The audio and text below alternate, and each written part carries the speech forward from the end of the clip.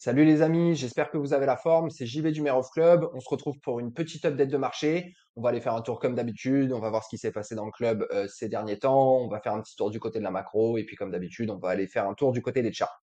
Donc on commence cette vidéo par une super nouvelle. Après Van Eck qui a fait son dépôt hier, on a du coup 21 Shares qui déposent à leur tour une demande d'ETF Solana Spot. Donc on est super content. Comme vous le savez, nos convictions dans le Mare of Club sur Solana, elles datent pas d'hier. Donc voilà, c'est toujours plus bullish, hein, et de toute façon, on est persuadé que ce projet, il va vraiment continuer de péter les plafonds. D'un point de vue du club, pas mal de nouvelles choses en ce moment, beaucoup de ventes via justement le Launchpad Q42, elles se sont toutes hyper bien passées. Et nouveauté dans le club, vous savez qu'on a à cœur vraiment de se tenir toujours à jour d'un point de vue de la stratégie et de comment on peut faire en sorte de vous faire extraire le plus de valeur possible. Donc n'hésitez pas, en ce moment dans le club, vous avez la possibilité de reprendre un rendez-vous avec notre ami Pablo qui va un petit peu vous expliquer justement comment on est en train de changer de stratégie, qu'est-ce qu'on est en train de faire au niveau de notre test d'investissement, etc. Donc, n'hésitez pas. Il y a déjà pas mal de places qui ont été prises, mais voilà, on vous attend en appel et Pablo, il se fera un plaisir de vous expliquer tout ça. Si on va se faire un petit tour du côté des charts. Alors, je vais me mettre, hop là, sur mes produits dérivés, sur Bybit.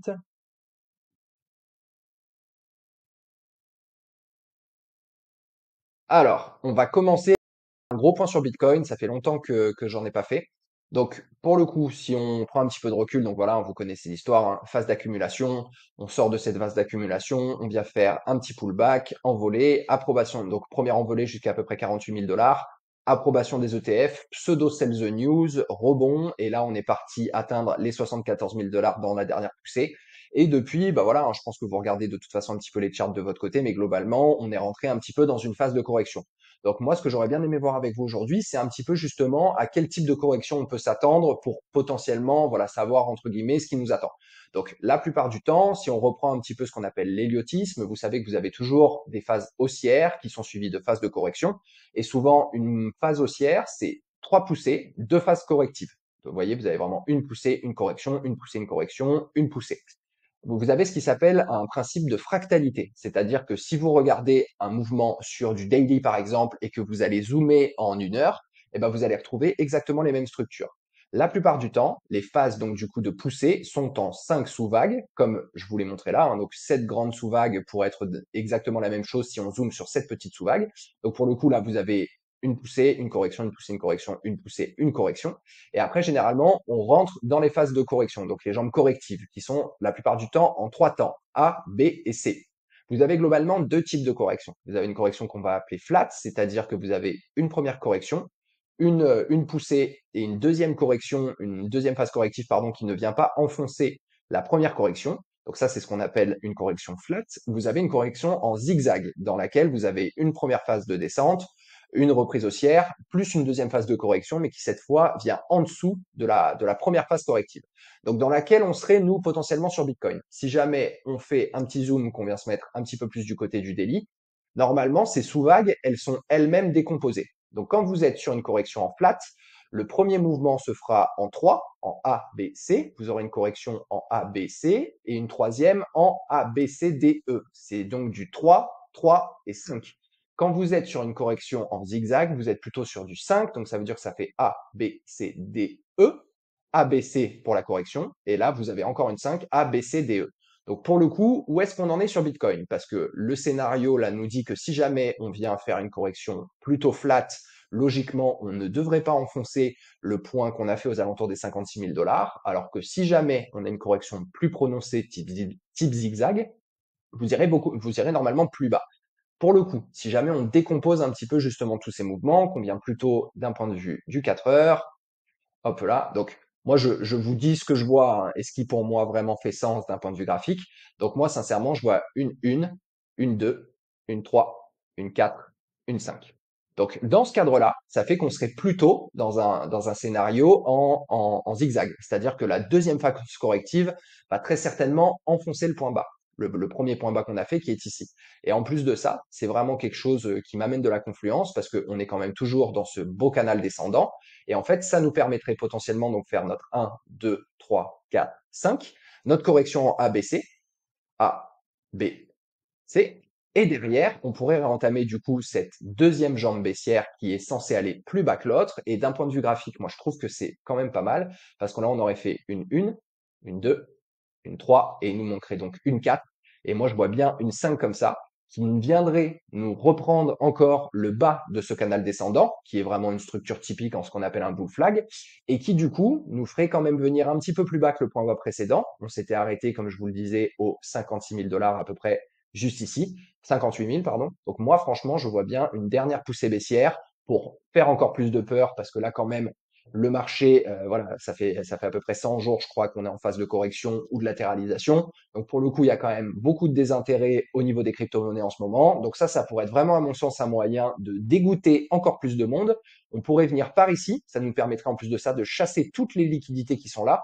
Parce qu'en fait, là, si sincèrement on a fait un point bas, moi je comprends pas trop ce point bas. On n'est pas venu chasser spécialement de liquidités. D'un point de vue de la structure, moi pour moi, il en manque aussi. Donc voilà mon scénario sur Bitcoin. À mon sens, on va peut-être faire une dernière petite poussée haussière pour venir faire vraiment la dernière jambe correctrice qui nous amènerait, à mon sens, entre les 58 000 dollars et les 52 000. Donc je pense peut-être pas qu'on ira jusqu'aux 52 000, mais il y a des chances quand même que vraiment on vienne prendre le bas de cette structure pour potentiellement après derrière, voilà, reprendre une structure haussière et éventuellement faire en sorte que ce bull flag, hein, vraiment cette structure plus grosse, soit résolu par le haut et puisse après emmener Bitcoin quand même beaucoup plus haut. On n'y est pas, mais voilà un petit peu mon scénario. Moi, je pense qu'à mon avis, la baisse n'est pas finie sur Bitcoin. Là, vous avez eu quand même un bon rebond sur les altcoins, donc on va avoir très certainement un rebond si jamais Bitcoin continue d'augmenter, mais attention, ne vous surexposez pas, parce que si jamais on prend la dernière phase baissière, comme je pense on va la prendre, bah, il y a quand même de fortes chances qu'on se fasse quand même pas mal découper sur les altcoins. Surtout que vous avez vu, hein, franchement, la plupart des altcoins, ils se sont quand même fait exploser vraiment ces derniers temps. D'ailleurs, les portefeuilles Merob, ils ont quand même bien fait le boulot. Et encore une fois, on vous l'a dit, c'est vraiment que la patience qui paye dans ce genre de cas. Ce qui est hyper important, c'est toujours voilà, d'avoir ses ordres bien placés, de suivre nos structures de portefeuille. Et là, franchement, il y a plein de membres qui ont réussi à avoir des altcoins à des prix qui étaient quand même très intéressants. Donc, comme quoi, vraiment, la patience, c'est toujours le mot d'ordre en crypto. Si on va se faire un petit tour du côté d'Ether, sachant que, à mon sens, aussi, on a posé le bottom pour moi sur Ether contre Bitcoin, hein, si jamais on va se faire un petit tour. Donc, vous voyez, donc on a eu cette belle structure baissière. On a eu une jolie divergence. Hein, vous voyez, vous avez le RSI qui remonte ici alors que le cours descend. Donc, pour moi, la divergence a été validée.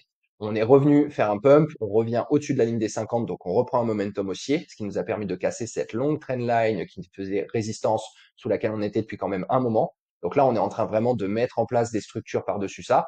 Donc à mon sens, je pense qu'on va bientôt retrouver une surperformance plus significative d'Ethereum vis-à-vis de Bitcoin et on pourrait vraiment potentiellement faire quelque chose comme ça et repartir chercher la borne haute.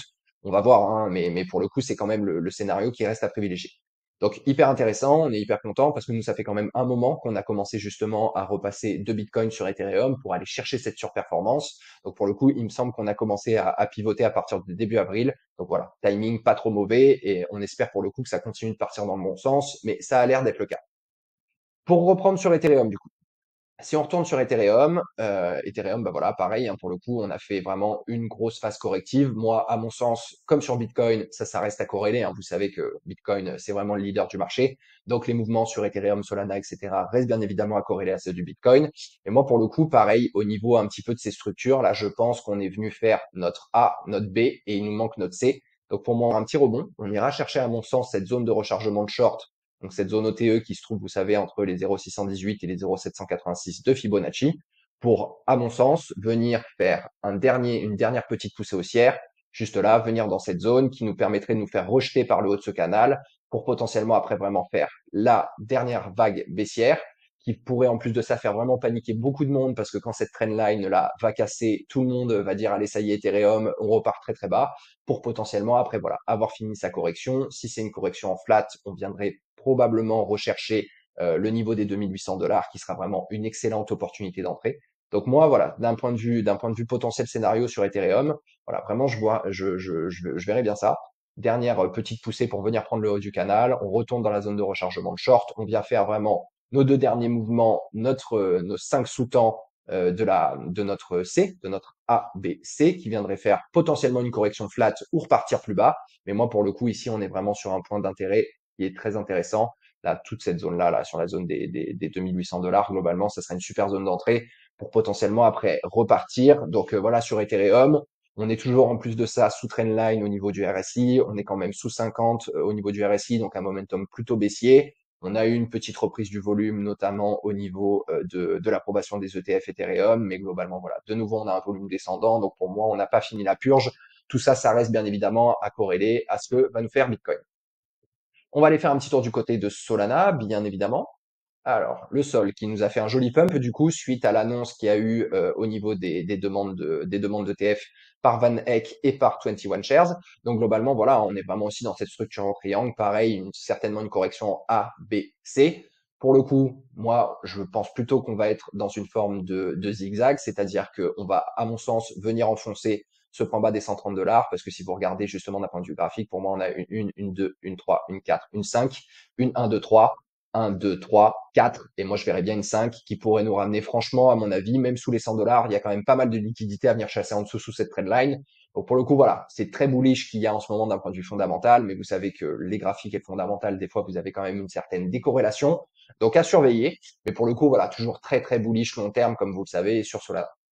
Si on va se faire un petit tour, qu'est-ce que j'aurais aimé vous montrer? Je voulais vous montrer un petit peu la VAX. Bon, la VAX, pour le coup, on a quand même bien corrigé. On vient retester un petit peu justement ce dernier gros point de breakout. On est pour le coup sous une grosse trendline aussi sur la résistance, sous une belle résistance d'un point de vue du RSI. Donc moi, pareil, hein, au niveau de la VAX, je pense qu'on n'a pas fini cette correction. À mon sens, il manque encore une petite phase baissière. Moi, je verrais bien justement repasser un petit peu sous cette trendline. Et en plus de ça, vous voyez qu'on pourrait, à mon avis, remonter un petit peu sur le cours au niveau du RSI pour potentiellement revenir se taper cette résistance, repartir en bas, et là, ça nous ferait, à mon avis, cette dernière jambe baissière sur la VAX. Donc, à mon sens, je pense vraiment qu'on peut revenir tester, même un petit peu, vous voyez, toute cette zone d'accumulation là, et puis il y a quand même beaucoup de liquidités qui sont restées là, qu'on n'a jamais prises. Donc, franchement, moi, je verrais bien un dernier excès baissier sur la VAX qui nous ramènerait, à mon sens, vers les 19 dollars, et ça serait aussi vraiment des superbes opportunités d'entrée. Je voulais vous montrer NIR aussi. NIR, narratif de l'intelligence artificielle, excellente crypto, qui a quand même fait de très belles perfs ces derniers temps. Donc pareil, même chose, hein, correction ABC. Là, à mon sens, sur NIR, pareil, il nous reste, à mon avis, une dernière petite jambe baissière à faire, ce qui nous permettrait encore une fois de venir retester toute cette zone de breakout là au niveau des 4,40 $. C'est ici vraiment qu'on avait lancé la poussée haussière en cassant ce plus haut. Donc moi, je verrais bien faire venir un vrai retest assez sympa. Surtout qu'on a en plus vraiment des formes en canal descendant. Si vous prenez un petit peu de recul sur NIR, je trouve que ça fait pas mal sens d'un point de vue graphique globalement. Vous voyez, hein, je trouve quand même que ça marche bien. Donc moi, je verrais bien un dernier petit excès qui viendrait nous rebalancer sur la zone, sur le support des 4 dollars, qui nous permettrait vraiment de venir chercher un petit peu aussi toutes les liquidités qu'on a laissées ici pour après vraiment repartir dans une tendance haussière un petit peu plus long terme. Mais globalement, voilà d'un point de vue des cryptos. Si on va se faire un petit tour du côté de la macro. Bon, on a le SP500 qui continue de pousser, hein, voilà, le truc est toujours inarrêtable, donc plutôt bon dans le contexte pour que les cryptos puissent pousser. Dollar index qui stabilise, là on est quand même pendu aux futures décisions de la Fed. Je crois qu'on a le PCE cet après-midi avec l'inflation, donc à mon avis ça va nous donner un petit peu aussi des nouvelles sur le dollar index, mais pour le coup voilà, on stabilise cette semaine. Sur l'or, on est toujours au plus haut, on est en train peut-être d'essayer de commencer à dessiner une structure en triangle à voir comment ça va se résoudre, mais pour le coup, voilà, la macro, le contexte quand même est quand même bon si jamais les cryptos veulent pousser. Elles sont quand même dans de bons environnements pour le faire. Donc pour le coup, si je vous fais quand même un petit résumé de tout ça, pour moi, on a posé le bottom sur ETH BTC. Les alts se sont vraiment fait découper, mais encore une fois, voilà, les portefeuilles Merov, ils ont quand même bien fait le taf, comme quoi, soyez patients. On a eu quelques petits airdrops dans le club, notamment l'airdrop de Blast. Ça n'a pas été exceptionnel, mais il y a quand même des membres qui ont pu choper quelques dollars sympas. Donc ça, voilà, hein, ça reste quand même de la free money. C'est toujours important d'aller focus au bon endroit et de pas perdre du temps sur les choses dans lesquelles il n'y a pas de traction. Donc en ce moment, pour le coup, c'était quand même sympa avec ces airdrops. Au niveau de Q42, on a fait deux ventes. On a eu deux TGE là qui ont eu lieu il n'y a pas longtemps. On a fait ça sur Aethir et sur Cookie. Donc ça a été aussi quand même des grosses wins pour certains membres du club qui justement ont joué le jeu et ont réussi à avoir des allocations sur Q42. Et je vous rappelle en plus de ça que suite à la conférence d'Oussama Hamar, on a réouvert le club. Il y a de nouveau 200 places qui sont disponibles. Donc si jamais vous êtes intéressé pour rejoindre et pour vous faire accompagner en crypto, n'hésitez pas à venir nous voir. Ce sera vraiment avec grand plaisir. Et dernière petite chose, c'est que moi, côté plateforme d'investissement automatique sur nos algos, j'ai repris un petit peu d'exposition sur Ethereum pour pouvoir justement profiter quand même du momentum qu'on va très certainement avoir dans les jours prochains. Parce que quand même, hein, quand on regarde ce graphe-là, moi, je suis quand même assez bullish sur la potentielle surperformance d'Ethereum vis-à-vis de Bitcoin dans les jours à venir. Voilà les Mérovingiens, c'est tout pour moi. J'espère que ça vous a plu. N'hésitez pas, comme d'habitude, à liker, à commenter. Je vous rappelle que cette vidéo n'est en rien un conseil en investissement. C'est hyper important que vous fassiez bien vos propres recherches et que vous n'investissiez que l'argent que vous êtes prêt à perdre. Prenez bon soin de vous et on se